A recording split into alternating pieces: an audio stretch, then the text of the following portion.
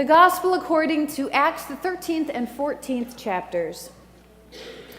Now in the church in Antioch, there were prophets and teachers, Barnabas, Simeon, who's called Niger, Lucius of Cyrene, Manaen, a member of the court of Herod the ruler, and Saul. While they were worshiping the Lord and fasting, the Holy Spirit said, "Set apart for me Barnabas and Saul for the work which I have called them." Then after fasting and praying, they laid their hands on them and sent them off. In Lystra, there was a man sitting who could not use his feet and had never walked, for he had been crippled from birth. He listened to Paul as he was speaking, and Paul, looking at him intently and seeing that he had faith to be healed, said in a loud voice, "Stand upright on your feet." And the man sprang up and began to walk. When the crowd saw what Paul had done, they shouted in the Lycaonian language, "The gods have come down to us in human form." Barnabas they called Zeus, and Paul they called Hermes because he was the chief speaker. The priest of Zeus, whose temple was just outside the city, brought oxen and garlands to the gates. He and the crowds wanted to offer sacrifice. When the apostles Barnabas and Paul heard of it, they tore their clothes and rushed out into the crowd saying, "Friends, why are you doing this? We are mortals just like you, and we bring you good news, that you should turn from these worthless things to the living God, who made the earth and the heaven and the sea and all that is in them. In past generations he allowed all the nations to follow their own ways, yet he has not left himself without a witness in doing good, giving you rains from heaven in fruitful seasons, and filling you with food and your hearts with joy." Even with these words, they scarcely restrained the crowds from offering sacrifice to them. The gospel of the Lord. Praise to you, O God. Please be seated.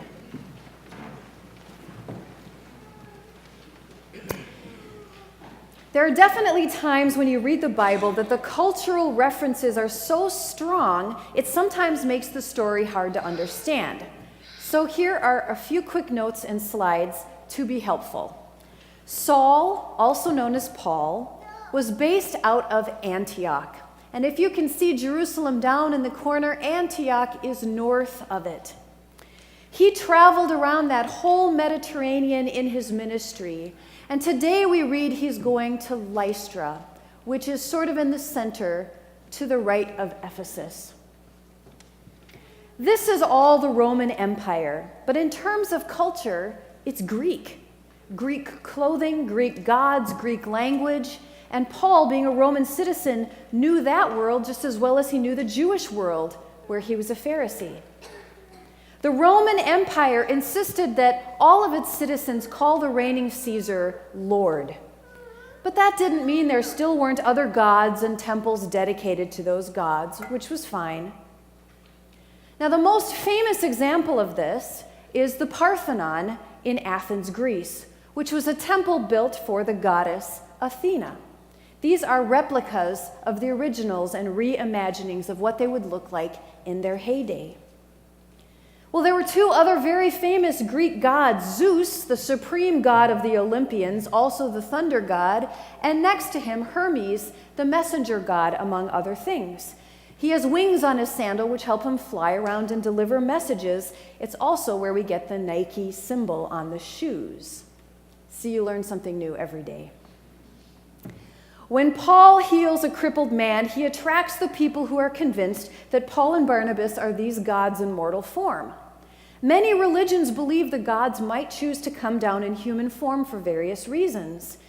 And they want to worship both he and Barnabas, complete with sacrificing oxen to them, which Paul has to work pretty hard to make sure does not happen.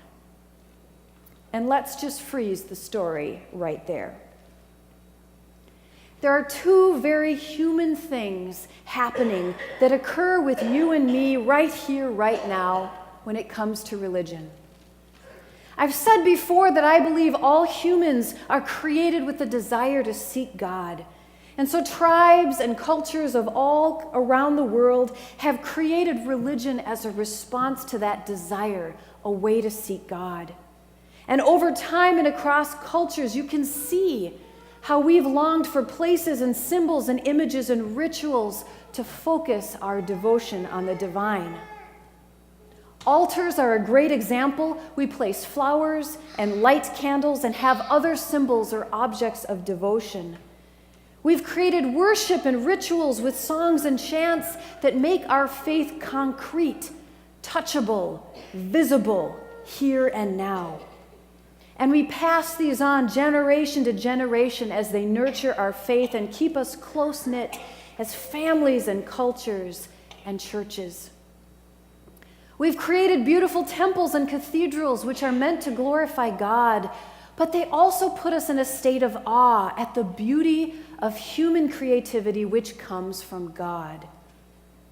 The Eastern Orthodox Church loves to create icons of the saints and famous stories of the Bible as a way to channel our prayers and our focus. So in the top there, you've got Jesus, you've got St. Paul himself in the middle, and I couldn't leave out one of my favorites, Mary Magdalene, on top. And I have an icon in my office of the story of Jesus and the two walking on the Emmaus Road. The purpose of icons is almost like a window into the divine, an opportunity to channel and focus in as you pray to God. We also have, similarly in the Catholic Church, sainting saints as a way to encourage us, give us inspiration to demonstrate the beauty of God in a person's life. I love to study and think about St. Francis of Assisi and have a picture of him in my office as well, because his life inspires me.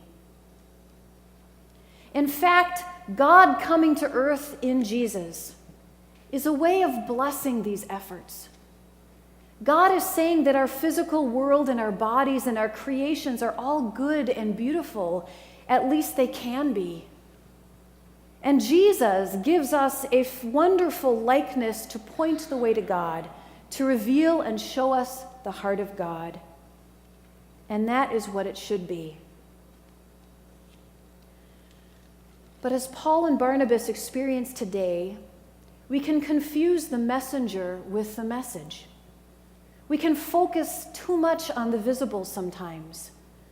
Maybe we continue rituals for the sake of rituals long after they've lost their meaning. Or we spend more energy worrying about a building than the people who are actually in the building. Or even we take the gift of the Bible, which is a messenger too, and try to make it the fourth person of the Trinity. We might praise the teacher, the leader, the preacher, instead of the God who inspires them. You see, you and I are meant to be like stained glass windows. We are beautiful creations of God mixed with the delicate flaws of humanity. We are flecks of our parents, our culture, our friends, our personalities, our gifts, our shadow sides, our egos, our failures, and our successes, all arranged in beautiful, unique formations, no person or window alike. Look at our large window here that we have in the sanctuary. If you come in here at night, you'll notice, if it's dark outside, that this window is not the way it's supposed to be.